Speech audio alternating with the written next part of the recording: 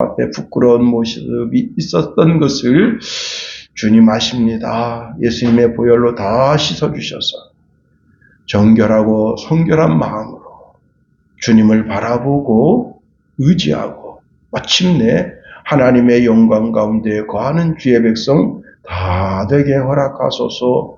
예수님의 이름으로 감사하며 기도합니다. 아멘.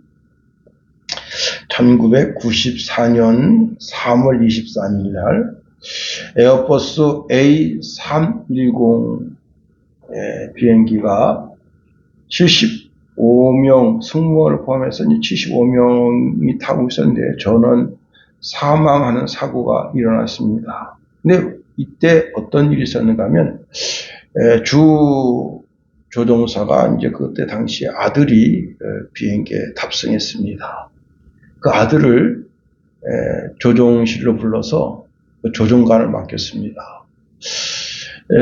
조종관을 맡기면 애가 뭘 하겠나 했는데 조종관을 이렇게 한쪽으로 이렇게 30초 이상 틀면 자동 조종하는 항법이 풀린답니다. 근데 그걸 몰라서 그 아들한테 맡긴 아들이 확 돌리니까 비행기가 뒤집혀지고 곤두박질 쳐지고 결국은 이제 그로 인해서 그 비행기에 탔던 모든 사람이 다 이제 사망하게 된 겁니다.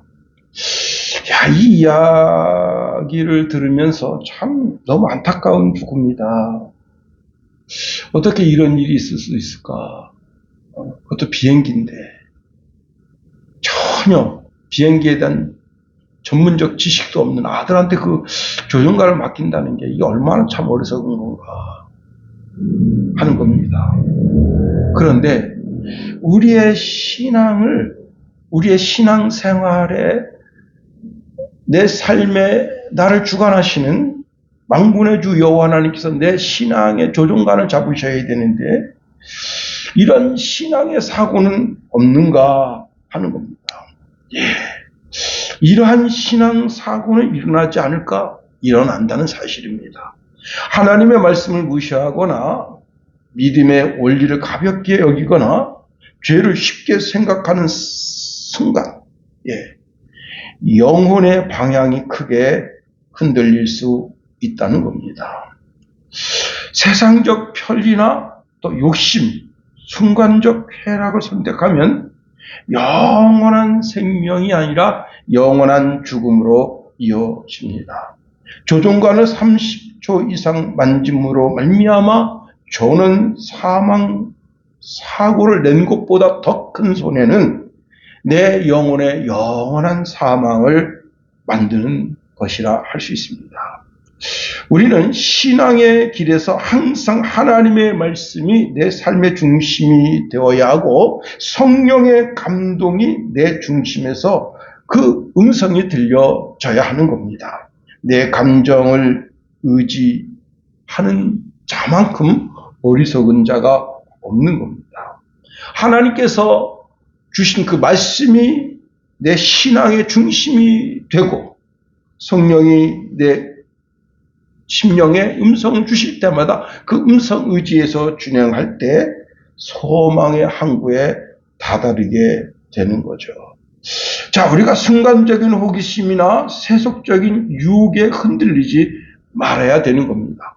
기독교는요, 밋밋합니다. 특별한 것이 없습니다. 그런데 이 밋밋하고 특별한 것이 없는 이 진리로 2000년 이상 이어왔다 하는 겁니다.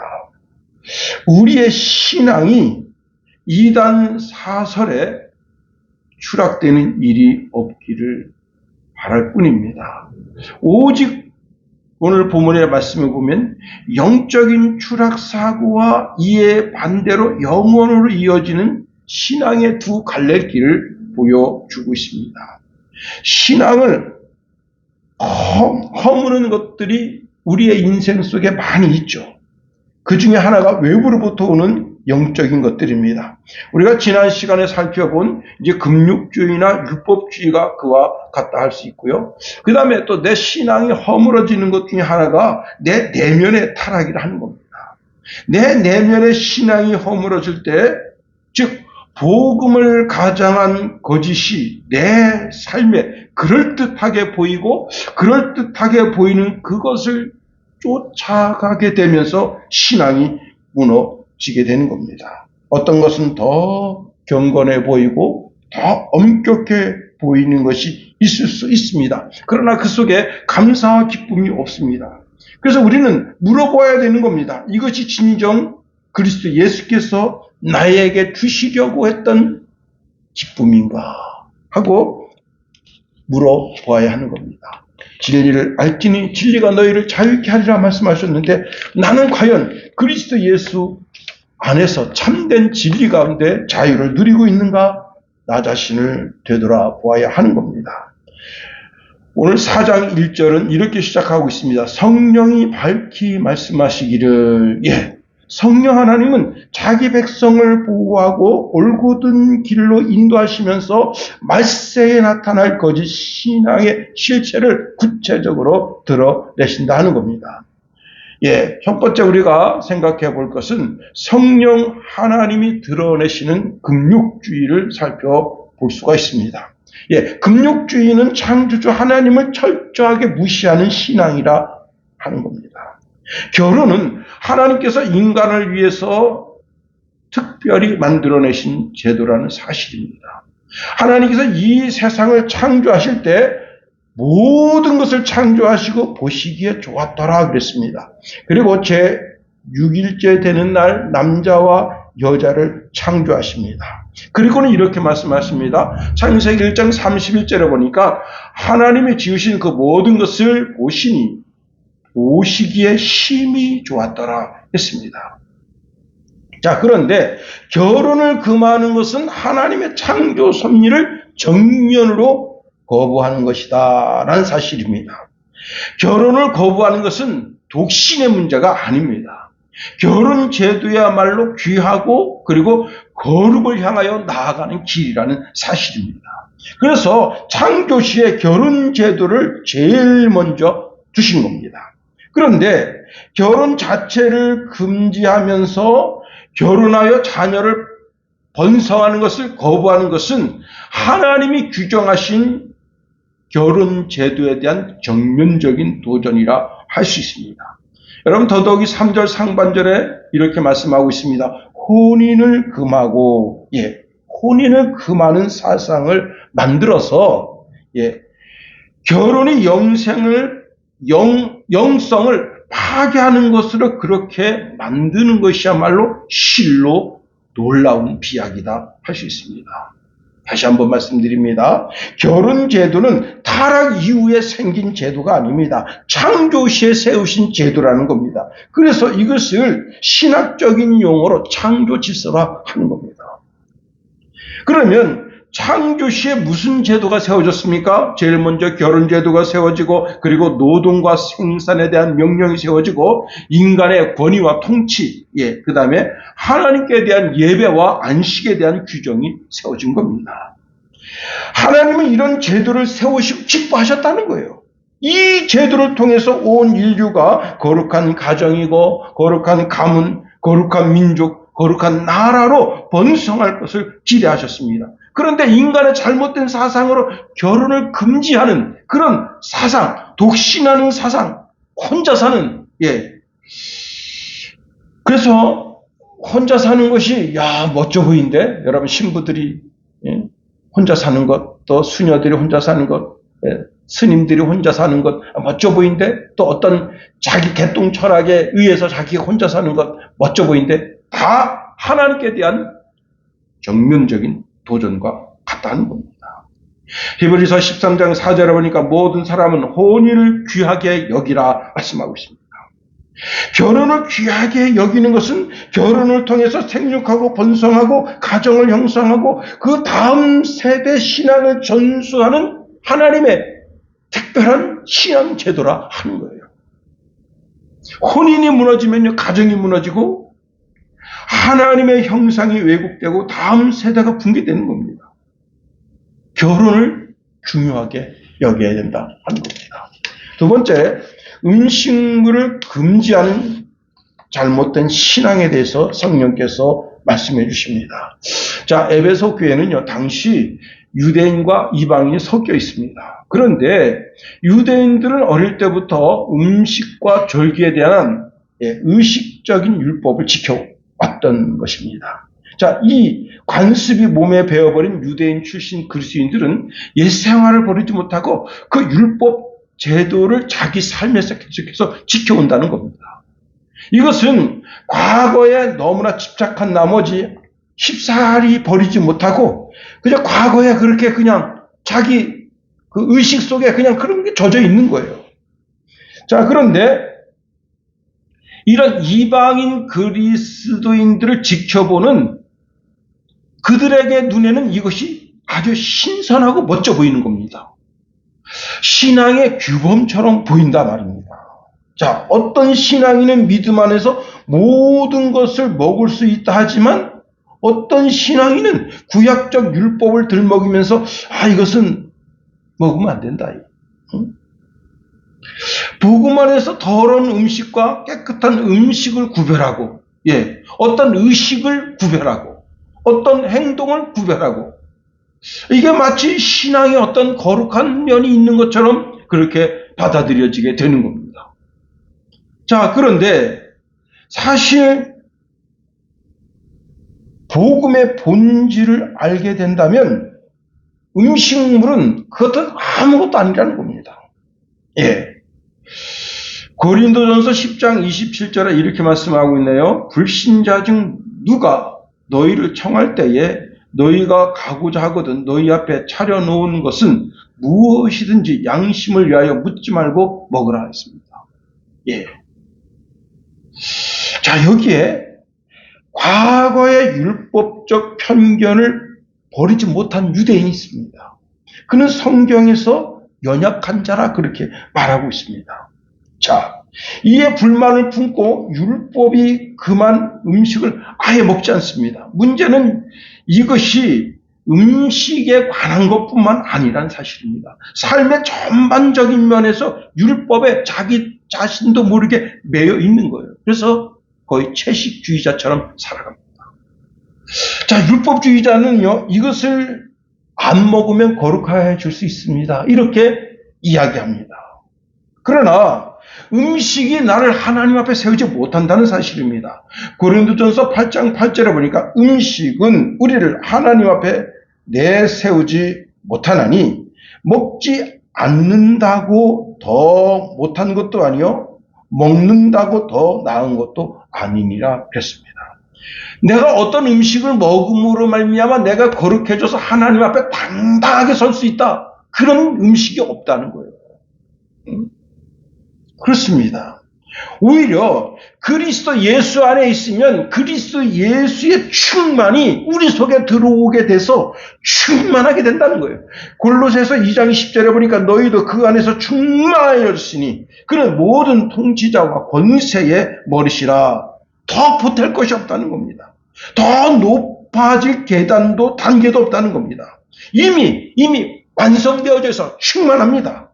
자, 율법주의자들은요, 음식에 관한 규례는 이제 그런 규례를 자기 삶의 세움으로 말미암아 그 음식에 관해서 제가 오늘 성경 본문은 음식에 관한 것을 이야기하고 있으니까 음식에 관한 한 가지만 이야기하지 사실은 수만 가지의 율법적인 문제가 있단 말이에요. 그런 율법적인 문제를 가지고 하나님의 창조 질서를 왜곡한다는 겁니다. 4절에 이렇게 말씀하고 있네요. 하나님이 지으신 모든 것이 선하다 했어요. 하나님이 지으신 모든 것이 선하다. 그래서 감사함으로 받으면 버릴 것이 없나니 말씀하고 있습니다. 음식은 창조의 선물이지 거룩을 판단하는 잣대가 아니라는 거예요. 음식을 거들먹거리는 것은 그리스도 예수의 십자가의 은혜를 무력화시키는 겁니다. 갈라디아서 2장 21절에 보니까 의롭게 되는 것이 율법으로 말미암음이면 그리스도께서 헛되이 죽으셨느니라 말씀하고 있습니다. 자, 이것을 먹으면 더 거룩하게 되고요. 이것을 먹지 않으면 더 거룩하게 됩니다. 이것은 뭐예요? 예수 그리스도께서 십자가에서 죽으시면서 다 이루었다고 말씀하신 그 말씀을 부정하게 하는 것이고, 예수께서 우리에게 주시는 의, 거룩함이 부족하다. 그러므로 내가 뭔가 이 땅에서 네가 공로를 세워야만 하나님 앞에 너가 설 수 있어 라고 그리스도의 은혜를 깎아내리는 어리석음이다 하는 겁니다. 그렇습니다. 우리는 더 먹음으로 거룩해지고 덜 먹음으로 거룩해지는 그런 율법주의자가 아니라 오직 예수 그리스도로 말미암아 의롭게 되는 믿음의 권속들이라는 사실을 알아야 됩니다. 세 번째, 하나님께서 지으신 모든 것이 선하다 했습니다. 하나님이 지었다는 게 뭐예요? 창조했다는 거예요. 창조한 것을 믿는 신앙, 그것을 창조신앙이라 그렇게 말씀하고 있는 겁니다. 여러분, 우리가 오늘 본문에 있는 말씀을 통해서 금욕주의나 율법주의나 복음주의, 자, 여기서 우리가 생각할 수 있는 것은 삶의 방식의 차이를 말하려고 하는 것이 아니라 거룩해지려고 하는 것이 과연 무엇인가, 그것을 생각해 보려고 하는 겁니다. 3절에 이렇게 말씀하고 있습니다. 혼인을 금하고 어떤 음식물은 먹지 말라고 할 터이나, 이것을 주장하는 자들은 사실은요, 방탕한 자들이 아닙니다. 자, 혼인을 금하고 어떤 음식물을 먹지 말라고 권하는 자들은요, 자신이 스스로 더 거룩해지는 방법이 있다고 생각하는 사람들이에요. 그래서 이 사람들은 아주 철저한 금욕적이고 더 엄격하고 더 구별된 삶을 살고 있습니다. 그게 사람의 눈에 보기에 그래요. 그런데 바울은 이것이야말로 믿음에서 떠나 미혹하는 영과 귀신의 가르침을 따르는 자들이라고 결론 내리고 있다 하는 사실입니다. 여기서 주의할 점은요, 행위, 즉 행동의 문제가 아니라 신학의 방향이라는 거예요. 첫 단추를 잘못했다는 거예요. 제가 이제 오늘 교회 와서 와이셔츠를 입었습니다. 여러분, 새벽에 아주 바쁘게 교회를 향해 나갈 때 크게 실수하는 것 중에 하나가 뭐냐면 와이셔츠 이제 단추를 잘못 끼는 거예요. 막 그냥 졸린 눈으로 샤워를 하고 세수를 하고 이제 그러고 이제 와서 머리 막 하고 그다음에 와이셔츠 할 때 여러분 그럼 어떻게 됩니까? 이 넥타이를 매려고 보면 이게 뭐 잘못됐거든. 그러면 어떻게 돼요? 아이고 다시 다 와이셔츠가 바쁘면 이게 와이셔츠가 이게 단추가 잘 안 벗겨집니다. 잘못 꿰고 있다. 자, 우리는 하나님이 창조하신 모든 것, 하나님 보시기에 좋았다라 했어요. 좋았고, 선하고, 아름답고, 거룩하고, 영광스러움을 알아야 됩니다. 그래서 4절에 이렇게 말씀하고 있어요. 하나님께서 지으신 모든 것이 선함에 감사함으로 받으라. 감사함으로 받으라. 그러면 버릴 것이 없다는 겁니다. 이것은 창조를 시인하는 신앙이라 하는 겁니다. 여호와 하나님은 만물의 창조자이시다는 겁니다. 사도 바울은 우리에게 창조 신앙을 회복하라고 명령하고 있는 겁니다. 하나님이 지으신 그 모든 것을 보시기에 심히 좋았더라. 심히 좋았더라. 하나님 보시기에 심히 좋았더라 말씀하시는 겁니다. 자, 신앙은요, 죄의 문제지 창조 신앙의 문제가 아닙니다. 타락의 문제지 육체의 문제가 아니라는 사실입니다. 우리가 창조 신앙을 부정하게 되면요, 비성경적인 신앙이 되는 거예요. 이제 신학교에 들어가면 이제 제일 먼저 조지 신학이라는 걸 배우는데요. 뭐 여러 가지 배우는데 그 가운데 신론이라는 걸 배웁니다. 신론을 배울 때 그때 교수님이 이제 자기 교과서를 딱 들고 이렇게 말씀하십니다. 창세기 1장 1절 태초 하나님이 천지를 창조하시니라, 이 말씀을 부정하게 되면 성경은 실제요, 미국에서 그 창조 신앙을 부정하는 그런 기독교가 있었나 봐요. 이단이죠, 사입이. 그래서 창조 신앙을 성경에서 다 뜯어냈대요. 뭐가 남겠어요? 자, 여러분, 그렇습니다. 우리가 창조신앙을 부정하게 되면 비성경적인 게 되는 거예요. 율법주의, 금욕주의, 이것을 통해서 거듭 거룩해 줄 수 있다고 생각하는 그 자체가 크게 잘못된 것입니다. 사도 바울은 이것을 가르쳐서 뭐라고 말씀하시냐면 내가 성령으로 시작하였다가 육체로 마치려고 하느냐고 책망하시는 겁니다. 그러므로 오늘 본문에 있는 말씀은 우리가 의미 깊게 받아들여야 됩니다. 감사함으로 받으라. 감사함으로 받으라. 이것이 신앙의 핵심입니다. 이제 아침마다 우리 장로님이 이제 이렇게 그림 카드를 보내줍니다. 이제 말씀이 들어있는 것도 있고 때로는 뭐 이제 우정에 관한 것, 사랑에 관한 것, 국가에 관한 것 뭐 이런 여러 가지가 있어요. 보내주시는데 제가 제일 첫 구절에 감사합니다.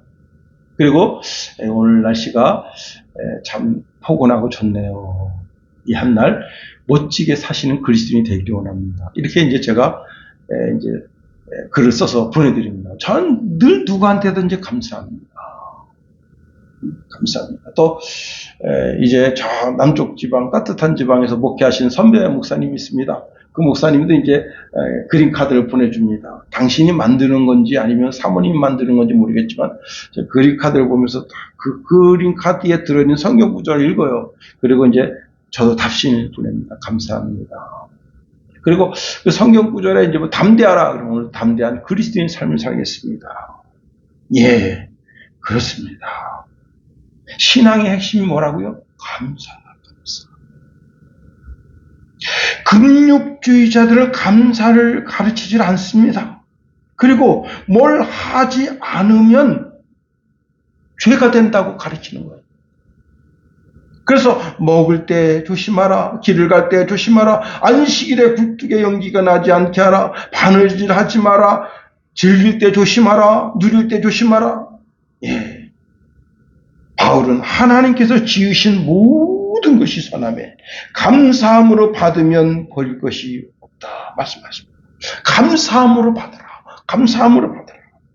예, 거룩함은 반드시 방향을 가리키는데 그 방향이 감사라는 사실입니다. 그렇습니다. 더 나아가 우리가 십자가의 은혜를 깊이 묵상해야 하는 겁니다. 이 금욕주의나 율법주의자들은 자신들이 추구하는 목적과 목표가 있기 때문에 그 목적과 목표를 강하게 하다 보니까 당연히 무엇을 약화시키는가 하면 그리스도의 은혜를 약화시키는 겁니다. 그리고 자신들이 말하는 금욕이나 율법의 준수를 통해서 구원에 다다를 수 있다고 스스로 생각하는 거예요. 여기서 오해가 있고 착각이 있는 겁니다. 그래서 십자가를 중요하게 여기지 않습니다. 이것이 치명적인 문제예요. 여러분, 금육주의자들은 예수님이 이 땅에 오셨고 십자가를 지셔서 죄를 용서하셨다. 그런데 거룩해지기 위해서는 나 자신의 절제된 삶이 필요하다고 주장합니다. 그런데 성경은 분명히 이렇게 말씀하고 있습니다. 히브리서 10장 14절에 보니까 그가 단번에 제사를 드려 거룩하게 된 자들을 영원히 온전하게 하셨느니라 말씀하고 있습니다.